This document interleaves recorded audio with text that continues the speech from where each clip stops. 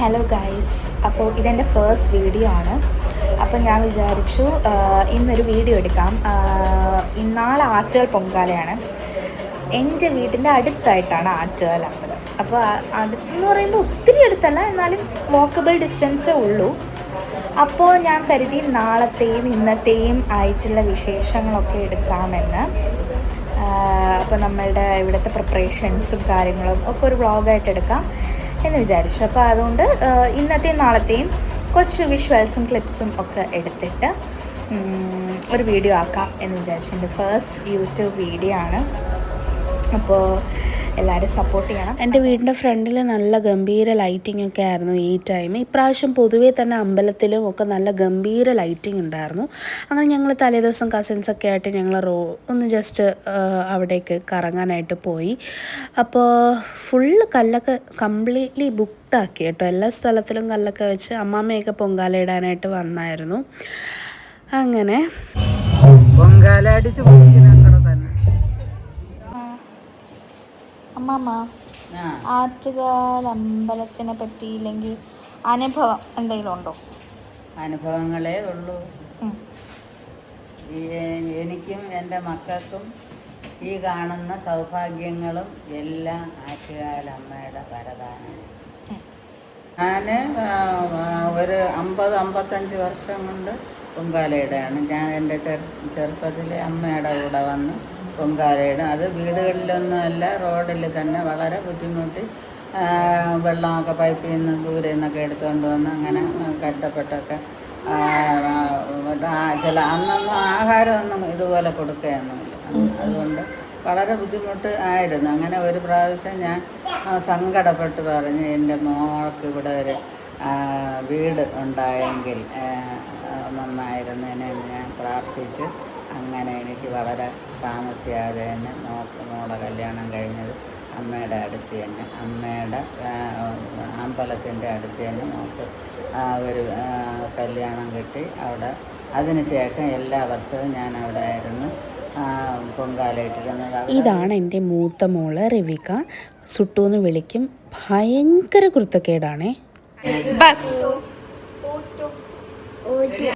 ഇതാണ് എൻ്റെ ഇളയ മോള് വർണിക. അപ്പൂന്ന് വിളിക്കും. 3 മാസേ ആൾക്കായിട്ടുള്ളൂ. അപ്പോൾ ചേച്ചിയുടെ കുരുത്തക്കേടൊക്കെ കണ്ടുകൊണ്ടിരിക്കുകയാണ്. ഞാൻ നേരത്തെ പറഞ്ഞതിൽ എന്തെങ്കിലും തെറ്റുണ്ടോ എൻ്റെ ഓരോരുത്തർ വലിഞ്ഞു കയറി ഓരോ കുരുത്തക്കേട് ഒപ്പിക്കും. അങ്ങനെ രാത്രി ഡിന്നറൊക്കെ കഴിച്ചു. ഹായ് പറ. അപ്പോൾ രാവിലെയായി. നമ്മുടെ ഇവിടെയൊക്കെ നല്ല തിരക്കുണ്ട്. ഇവിടെ റോഡ് ഫുള്ള് ഫില്ലായി. കാണിച്ചു തരാം. ഇതാണ് നമ്മൾ വീട്ടിൻ്റെ ഫ്രണ്ടിൽ വെച്ച അടുപ്പ്. നമുക്ക് 3 കലമാണുള്ളത്. അമ്മാമ്മയാണ് പൊങ്കാല ഇപ്രാവശ്യം ഇടുന്നത്. ഞങ്ങൾക്ക് പൊങ്കാല ഇല്ല. അപ്പോൾ 3 കലം, അതിൽ 2 കലം പായസവും 1 കലത്തിൽ നമ്മൾ മണ്ടപ്പുറ്റും തെരളി അങ്ങനെയാണ് വെക്കുന്നത്. അപ്പോൾ സുട്ടുവിൻ്റെ ആദ്യത്തെ തന്നെ പൊങ്കാലയായതുകൊണ്ട് അവളെ കൊണ്ട് ഓരോ ഉരുളകളായിട്ട് വെപ്പിക്കുന്നുണ്ട്. അപ്പോൾ അവൾ അമ്മാമ്മയുടെ കൂടെ തന്നെയാണ് നടക്കുന്നതൊക്കെ.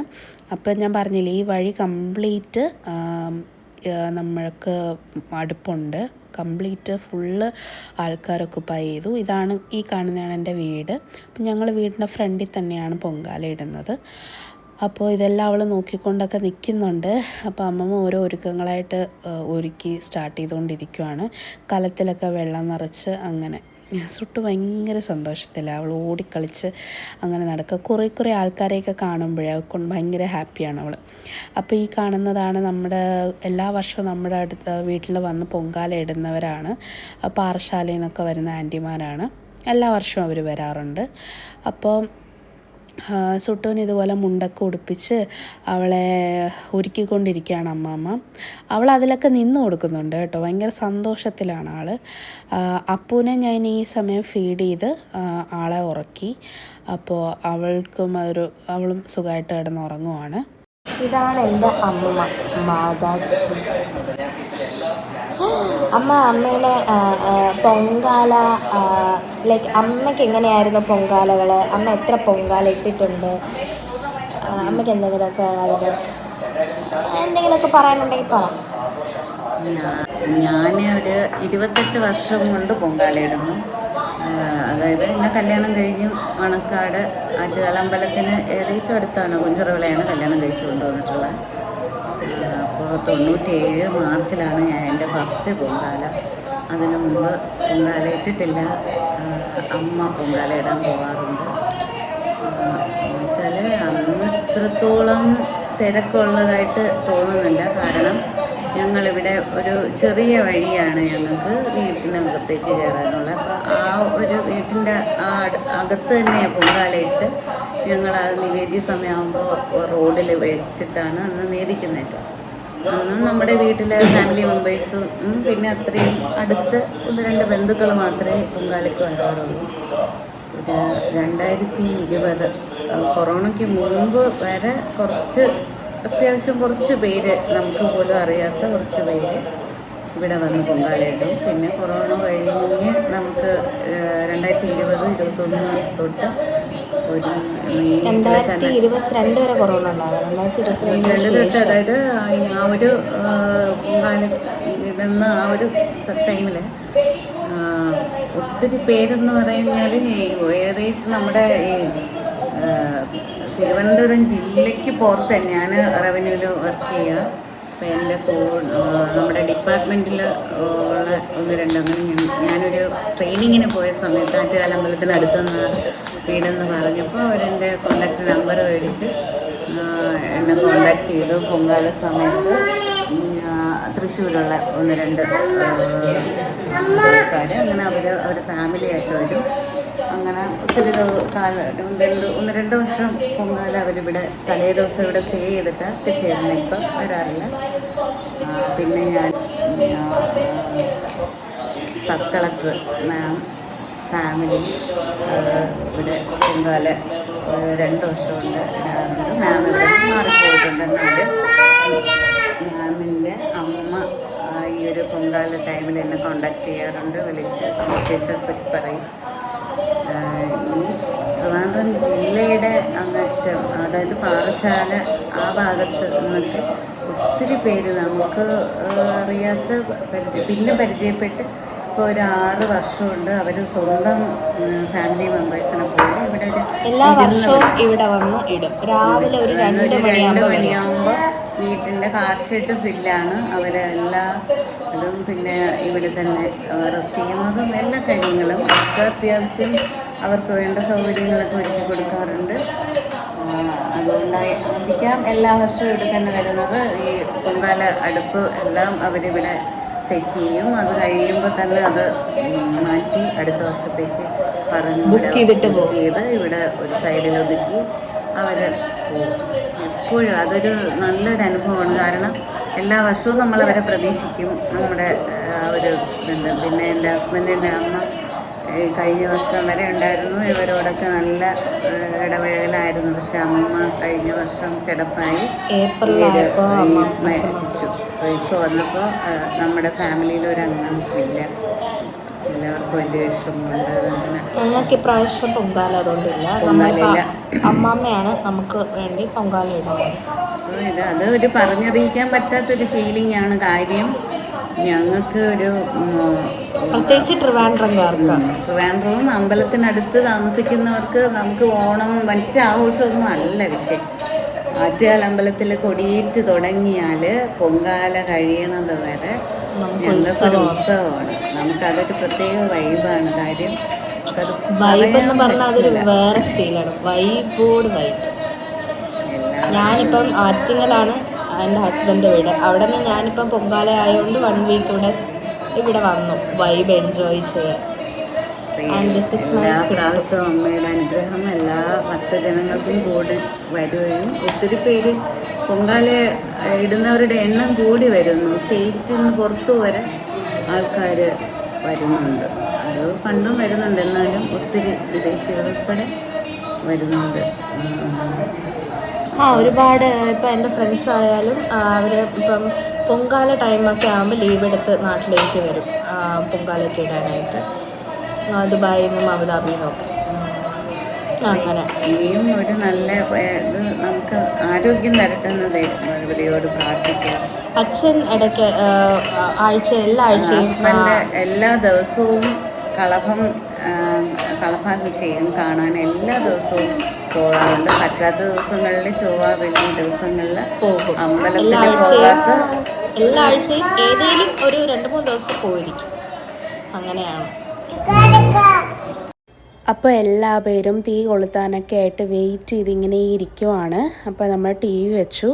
ടി വിയിൽ ഇങ്ങനെ മേൽശാന്തി ദീപം കൊണ്ട് പോവാണ് നമ്മളുടെ ഭണ്ഡാര അടുപ്പിലേക്ക് തീ പകരാനായിട്ട്. അങ്ങനെ എല്ലാവരും അക്ഷമരായിട്ട് കാത്തിരിക്കുവാണ്. അങ്ങനെ തീ പകർന്നു. ഈ വർഷത്തെ ആറ്റുകാൽ പൊങ്കാലയും അങ്ങനെ ദീപം തെളിയിച്ചു. അപ്പോൾ അമ്മാമ്മ ഇതുപോലെ വിളക്കിൽ നിന്ന് തീയെടുത്ത് നമ്മുടെ കലത്തിലേക്ക് വയ്ക്കുവാണ്. അടുപ്പിൽ വെച്ചു. അങ്ങനെ ഐശ്വര്യമായിട്ട് നമ്മുടെ ദീപമൊക്കെ തെളിഞ്ഞു. അടുപ്പിൽ തീ കത്തിച്ചു. അങ്ങനെ എൻ്റെ അമ്മയും അനിയത്തിയും ഇതൊക്കെ കണ്ട് ഇങ്ങനെ വെയിറ്റ് ചെയ്ത് ഇരിക്കുവാണ്. അപ്പോൾ അങ്ങനെ എൻ്റെ കുട്ടി തമ്പി തൊഴുവാണ്. പൊതുവെ വിളക്ക് കാണുമ്പോഴേ തൊഴും കേട്ടോ. അപ്പം അമ്മമ്മ അരിയൊക്കെ കഴുകി ഇട്ടു. വെള്ളം തിളച്ചപ്പോൾ അരിയൊക്കെ കഴുകി 3 പ്രാവശ്യം നമ്മളിങ്ങനെ ഒഴിഞ്ഞ് ഇടുമല്ലോ.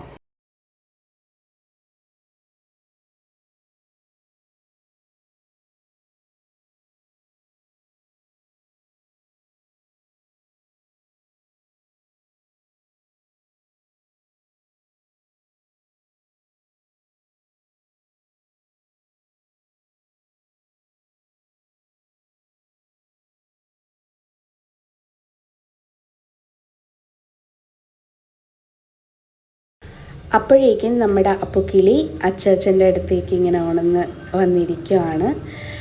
അപ്പോൾ അവൾ ഉണർന്നിരിക്കുന്നു. അപ്പോഴേക്കും മേമ നമ്മുടെ സുട്ടുമണി എടുത്തു. സുട്ടു എപ്പോഴും ഇവളെ ഭയങ്കരമായിട്ടിട്ട് അടിക്കും ഇടിക്കും. പക്ഷേ at the end of the day ഭയങ്കര സ്നേഹമാണ്. മേമ ഉറക്കിയാലാണ് സുട്ടു ഉറങ്ങുന്നത്.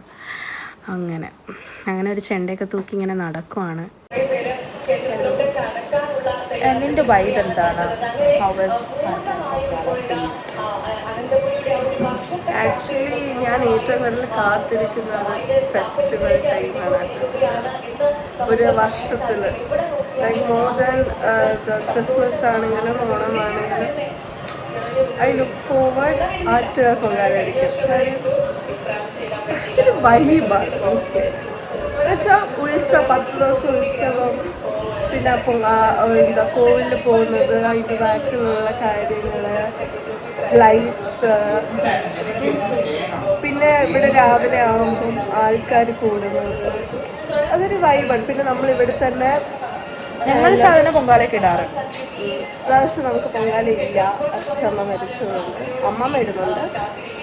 പിന്നെ നമ്മളിവിടെ തന്നെ ചില സമയങ്ങളിൽ ഇപ്രാവശ്യം ഞങ്ങളുടെ വീട്ടിലെ ഫ്രണ്ടിൽ തന്നെ സ്പീക്കറൊക്കെ വയ്ക്കും, ലൈറ്റ്സ് ഒക്കെ ഉണ്ടാവും. അപ്പം നമ്മളിവിടെ പൊങ്കാല സമയത്ത് ഈ ലൈം ജ്യൂസ് ഇല്ലേ അതൊക്കെ കൊടുക്കും, ടാങ്ക് കൊടുക്കും, അതൊക്കെ കൊടുക്കുമായിരുന്നു. ഇപ്രാവശ്യം ഇല്ല, കാര്യം ഇപ്രാവശ്യം കട്ടൻ കൊടുത്തു.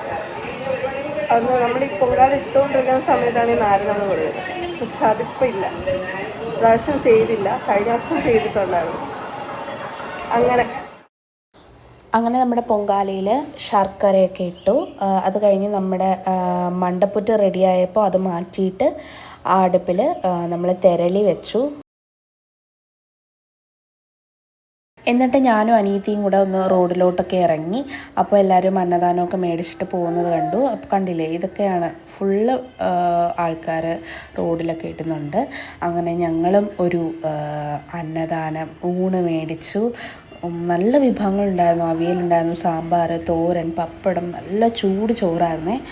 അയ്യോ എന്തോ ഒരു ടേസ്റ്റ് ആയിരുന്നെന്നറിയോ.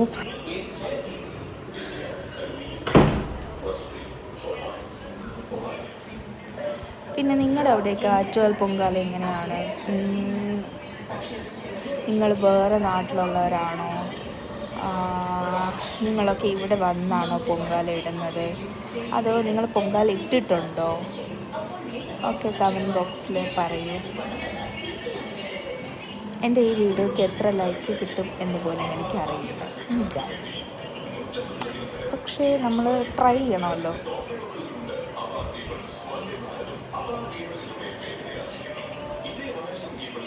പൊങ്കാലയൊക്കെ ഇട്ട് തളർന്നിരിക്കുന്നു. അതെ, പൊങ്കാലയിട്ട് തളർന്നു. നല്ല വളരെ പോസിറ്റീവായിട്ടുള്ള എനർജിയോടുകൂടി ഇരിക്കുകയാണ്. എങ്ങനെ ഉണ്ടായിരുന്നു ഇപ്രാവശ്യത്തെ പൊങ്കാല? ഇപ്രാവശ്യത്തെ പൊങ്കാല വളരെ നല്ലതായിരുന്നു. കാരണം എനിക്ക് സഹായിക്കാൻ ആരും ഇല്ലായിരുന്നു. അത് ആർക്കും പറ്റാത്ത ഒരവസ്ഥ. അങ്ങനെ പേടിച്ചിരുന്ന് അങ്ങനെ എല്ലാം മാനേജ് ചെയ്യുന്നു. മണ്ടപ്പുറ്റ്, തിരളി, പാൽപ്പായസം, ശർക്കര പായസം എല്ലാം ഒറ്റയ്ക്ക് ചെയ്തു. അതിൻ്റെ ഒരു ചാരിതാർത്ഥ്യം. പിന്നെ ദേവിയുടെ അനുഗ്രഹം ഇല്ല.